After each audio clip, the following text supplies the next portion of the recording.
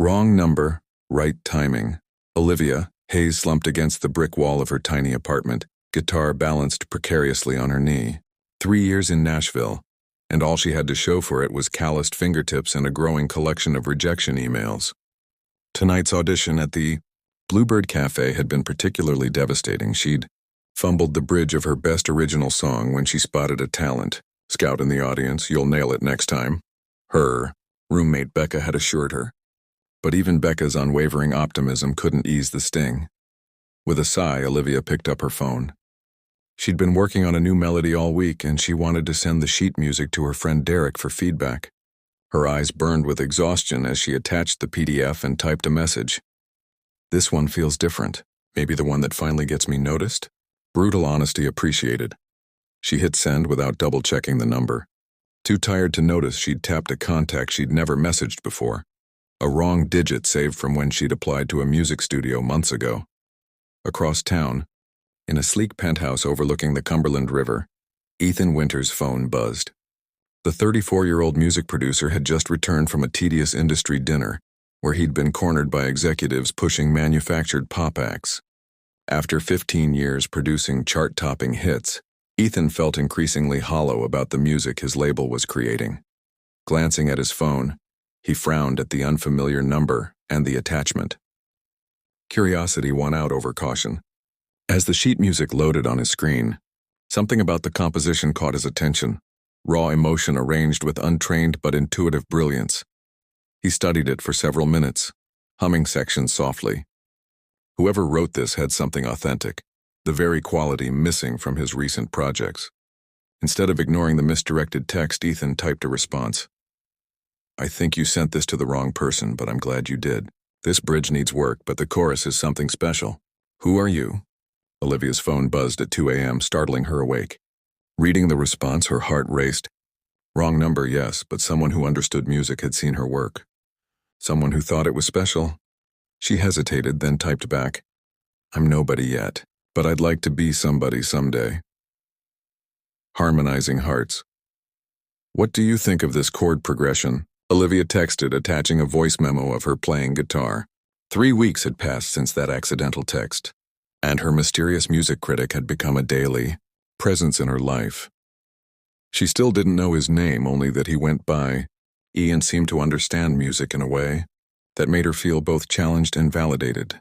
For reasons she couldn't explain, she hadn't asked for more details, enjoying the anonymity that made their conversations purely about the art. Ethan smiled as the recording played through his studio headphones. He was supposed to be finalizing production on his label's newest pop sensation, but instead found himself increasingly distracted by these exchanges with the stranger he knew only as O. The minor seventh adds tension before the resolution. I like it, he typed back. Reminds me of something Jeff Buckley might do. You have good ears, Olivia replied. He's one of my influences. Do you play?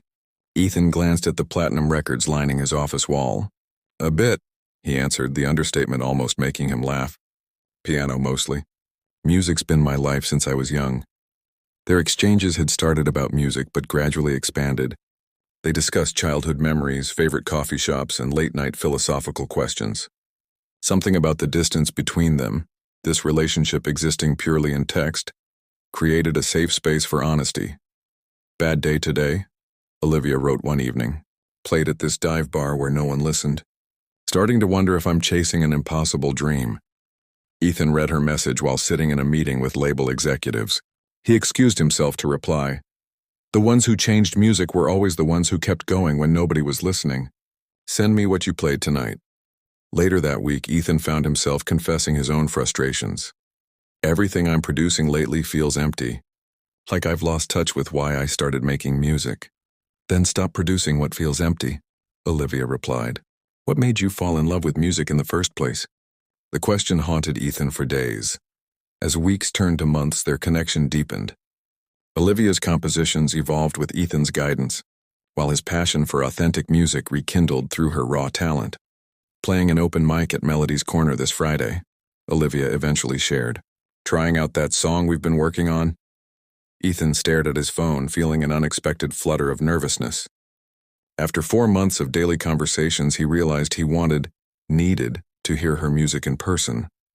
Maybe I'll finally get to hear you live, he replied, making a decision that would change everything. Face the Music Melodies Corner was exactly what its name suggested. A small cafe with a corner stage where aspiring musicians shared their dreams with crowds of varying attention spans. Ethan arrived early, choosing a shadowed table near the back. He felt oddly nervous, adjusting his baseball cap lower over his eyes. The last thing he needed was to be recognized tonight. The venue filled quickly with the Friday night crowd, mostly other musicians, some industry hopefuls, a few tourists who'd wandered in for coffee and stayed for the music. Ethan nursed a whiskey, checking the lineup scribbled on a chalkboard. Olivia Hayes, 9:30 p.m. Olivia paced behind the stage, fingers silently practicing chord transitions. She'd performed dozens of times before, but tonight felt different. The song she would play had evolved through conversations with her anonymous friend, someone who understood her musical language in ways no one else ever had. Part of her scanned the crowd, wondering if E had meant what he said about coming tonight. When the host called her name, Olivia took a deep breath and stepped onto the stage. "This is a new one," she said simply into the microphone. "It's called Stranger's Melody." From the first note, Ethan found himself transfixed. Her voice carried a warmth that her recordings hadn't fully captured, a slight rasp that conveyed vulnerability and strength simultaneously. But it was her presence that surprised him most. On stage, the woman he'd been texting for months transformed from an uncertain songwriter into a commanding artist. The song they'd crafted together through late-night critiques and suggestions flowed seamlessly, her fingers dancing confidently across the guitar strings.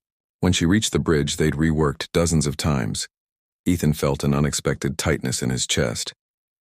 Watching her perform their shared creation made him realize how entwined their creative spirits had become. The audience's applause seemed distant as Olivia finished. Ethan remained seated while she packed up her guitar, gathering his courage. This wasn't like him. Ethan Winters didn't get nervous meeting musicians. Yet something about this felt monumental. He found her outside, leaning against the building with her guitar case. "That was beautiful," he said simply.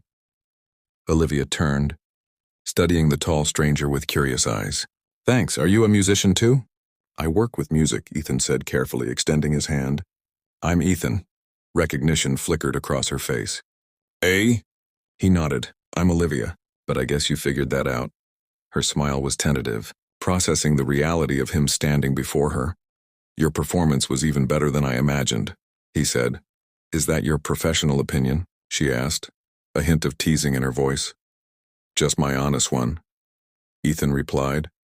Neither mentioned what hung between them. The hundreds of messages exchanged, the intimate thoughts shared. Standing face to face created a new terrain they would need to navigate carefully. "Coffee?" he suggested. "I think we have a lot to talk about." Discord and resolve. The coffee shop was nearly empty when Olivia's phone buzzed with a news notification. Absently, she glanced down and froze. There on her screen was Ethan's face beside the headline, "Grammy-winning producer Ethan Winters signs new deal with Apex Records." She looked up at him, coffee halfway to his lips, and suddenly everything clicked into place. "You're that Ethan Winters?" Her voice came out sharper than intended. "The one who produced Jasmine Miller's album? And Devin Carter's?" He set his cup down carefully. "I was going to tell you when." Olivia pushed back from the table. "After you'd had your fun playing mentor to the struggling nobody. Was this some kind of experiment for you?"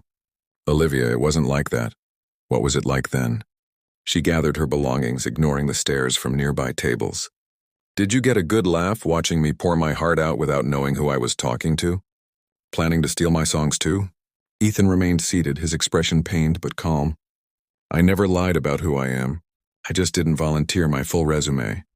"That's convenient," she said, slinging her guitar case over her shoulder. "Goodbye, Ethan." For 3 days, Olivia ignored his messages. She threw herself into work at the coffee shop where she paid her bills, turning over their months of conversations in her mind. Had he been manipulating her all along? Was everything they'd shared just a game to him? On the 4th day, a package arrived at her apartment, a vinyl record of Jeff Buckley's Grace with a note. "This reminded me why I started making music. Before the contracts, before the Grammy, your songs reminded me too. That evening, her phone lit up with his name. Against her better judgment, she answered, "I have nothing to say to you." "Then just listen," Ethan replied. "I've been Ethan Winter's music producer for so long that I forgot how to just be Ethan, music lover. When you accidentally texted me, I didn't tell you who I was because for once, someone was talking to me about music, not connections or contracts." Olivia remained silent, but didn't hang up. "I've produced 20 hit albums, but I haven't felt the way I felt hearing you sing our song in years," he continued. "I wasn't playing with your talent, I was remembering mine." "I'm not a charity case," she finally said. "No, you're not," he agreed. "You're a brilliant songwriter who accidentally texted a burned-out producer who needed to remember why music matters." Olivia sighed, fingers tracing the vinyl's cover. "I'm still angry, I know," Ethan said. "But I'm hoping you'll be angry over dinner tomorrow instead of angry alone." Despite herself, Olivia smiled. "I'll think about it." Perfect composition 6 months later.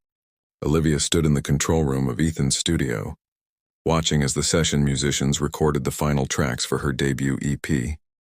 Her journey from that accidental text to this moment hadn't been straightforward, but perhaps that's what made it authentic. "What do you think about the strings in the second verse?" Ethan asked, his focus entirely on the mixing board. "They're perfect," she replied, smiling at how their professional relationship had evolved. After their reconciliation dinner, they'd established clear boundaries. Ethan would help produce her EP, but Olivia insisted on maintaining creative control and paying for studio time from her savings. Their working relationship had flourished under these terms. Ethan pushed her artistically without overshadowing her vision, while Olivia's fresh perspective had reinvigorated his approach to production. The music industry had taken notice when Ethan Winters announced he was launching an independent label with an unknown songwriter as his first artist. "Listen to this part," Ethan said, isolating her vocals on Stranger's Melody, the song that had first connected them. "There's something special happening right there." Olivia leaned closer, their shoulders touching briefly. These moments of connection had been happening more frequently.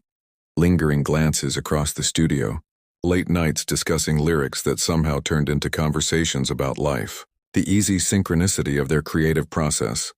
"We make good partners," she said softly. "The best," he agreed, holding her gaze for a moment longer than necessary. Later that evening, as they sat on the studio rooftop celebrating the completed EP, Ethan handed her a small gift box. "What's this?" Olivia asked. "Open it." Inside lay a silver charm in the shape of a phone with a musical note on its screen. "To remember how we started," he explained. One wrong number that turned out to be exactly right. Olivia looked up at him. The distance between them, both physical and emotional, finally closing. "You know, I never thanked you for responding to that text," she said. "And I never thanked you for sending it," he replied. "It changed everything for me." As the Nashville skyline twinkled around them, Olivia realized that sometimes the most beautiful compositions come from unexpected notes. Their story, from strangers exchanging texts to partners creating music to something deeper now unfolding between them, wasn't something either could have written alone. When Ethan's hand found hers in the gathering darkness, it felt like the perfect chord resolution, a harmony that had been building all along, waiting for just the right moment to be played. Beyond the contract, the Quantum Innovations boardroom had never felt so suffocating. Theodore sat at the head of the mahogany table, flanked by 12 board members whose expressions ranged from concerned to predatory. Victor Harlow stood by the projection screen, his satisfied smirk deepening the lines around his mouth. "As I've outlined," Victor continued, "the timing of Mr. Kingston's sudden marriage coincided precisely with our ultimatum regarding his leadership stability. The convenient arrangement." The boardroom door opened. Sophia entered, her navy dress and confident stride drawing all eyes. Theodore had insisted she stay away from this meeting, but as she took the empty seat beside him, relief betrayed his surprise. "Mrs. Kingston," Victor acknowledged with artificial politeness. "How appropriate you've joined us. I was just explaining to the board how your marriage is nothing more than a business transaction. Is that so?" Sophia replied coolly. Victor clicked to the next slide. The contract. Theodore felt the board members stiffen around him. Someone whispered, "Good God." "A 12-month agreement," Victor continued triumphantly. "Financial compensation, appearance schedules, separate living arrangements, hardly the foundation of a genuine relationship. Theodore started to speak, but Sophia placed her hand over his. "Where did you get that document, Mr. Harlow?" she asked. Victor's smile widened. "Does it matter? Its existence proves everything." "Actually, it matters tremendously," Sophia countered, nodding to Theodore's assistant who distributed folders to each board member, "because accessing private servers constitutes corporate espionage, especially when the document was deliberately planted." Murmurs rippled through the room as board members reviewed the contents. "This contract is dated 3 weeks ago," observed Chairwoman Diane Foster, looking up sharply. "Precisely," Sophia confirmed. "Created after we learned of Mr. Harlow's intended sabotage, with tracking code embedded in the document." She turned to Victor, whose confidence was visibly faltering. "The IP address that accessed it matches your home network." Theodore watched as Victor's composure cracked. He hadn't known about the tracking code. That had been entirely Sophia's initiative. "This proves nothing," Victor stammered. "Everyone knows your marriage was arranged." Theodore finally stood. "What began as an arrangement has become much more, which anyone who spent time with us would recognize." His voice remained steady, but Sophia heard the emotion beneath it. "But ultimately, my personal life shouldn't determine my capability to lead this company." "Theodore," Sophia interjected softly. "May I?" He nodded, curious. Sophia addressed the board directly. "When I met Theodore, I saw what you all see. Brilliant, driven, sometimes frustratingly analytical." Genuine affection warmed her voice. "What I discovered over these months was everything beneath that surface. His passion for neural interface. Technology isn't about profit margins, it's about his mother's battle with ALS and his promise to create solutions for others facing similar challenges." Theodore stared at her, astonished by her willingness to share what he'd told her in confidence. "That's the leadership vision driving Quantum," she continued. "Not quarterly projections, but genuine impact. If that's not what this board values, perhaps Theodore's talents would be better appreciated elsewhere." The silence that followed was broken by Chairwoman Foster. "I believe we've heard enough. Mr. Harlow, your allegations appear baseless and potentially illegal. Security will escort you out." She turned to Theodore. "As for the Neural Interface Division, I'd like a comprehensive briefing on its healthcare applications. It seems we've underestimated its potential." After the board dispersed, Theodore and Sophia stood alone in the empty conference room. "You revealed personal information about my mother," Theodore said quietly. "I'm sorry if I overstepped." "No one has ever defended me like that." Sophia moved closer. "The contract expires next week." "I'm aware," Theodore replied, his voice unusually hesitant. "Have you considered renewal terms?" Theodore finally met her gaze. "I've been contemplating a different type of agreement entirely." "What did you have in mind?" Sophia asked softly. "Something without an expiration date." His hand found hers. "Something not written on paper," Sophia smiled. "Those terms would need careful negotiation."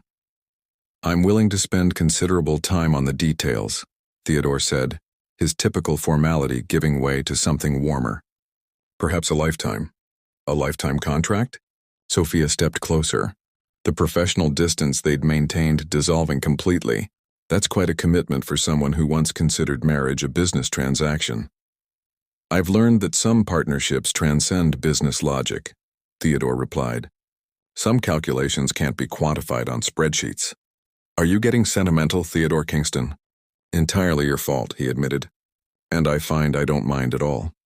When he kissed her, there was nothing contractual about it. No terms, no conditions, no signatures required. Just the simple truth that what had begun as their greatest pretense had somehow become their most authentic reality. Later that evening, in the penthouse they now truly shared, Theodore presented Sophia with a small box. "Another contract," she teased. "The only one that matters," he replied as she opened it to reveal a diamond ring. "This one's just between us. No lawyers, no witnesses, no ulterior motives." Sophia slipped it on her finger. "I accept your terms." This time, when they sealed their agreement, it wasn't with signatures on paper but with a promise that needed no documentation. Some arrangements, they had discovered, were simply written in the heart,